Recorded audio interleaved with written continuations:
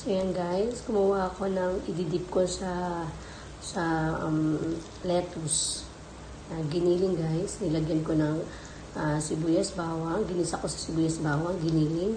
Nilagyan ko ng bell pepper at saka siling isang piraso lang para depende sa inyo guys kung gusto niyo maglagay o hindi. Guys, nilagyan ko ng konting tomato sauce. Ayan. Halo-halo lang. Tapos hanggang sa matuyo yung guys, yung ano niya. Nag-add din ako ng coriander. Okay. Ayan na siya. Ito yung lettuce ko na pang-dip dun sa ginawa kong giniling na may sauce. Ayan, guys. So, yan na, guys. Kain tayo.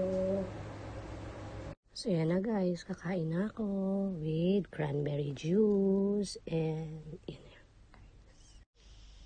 Hi, guys. So, yan, kakain na ako. Ididip ko lang siya ng ganito, guys. Ayan. Tapos,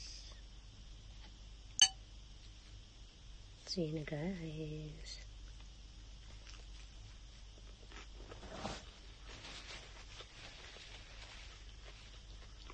Sarap. Try nyo guys, masarap. Mura pa. Thanks for watching. God bless you.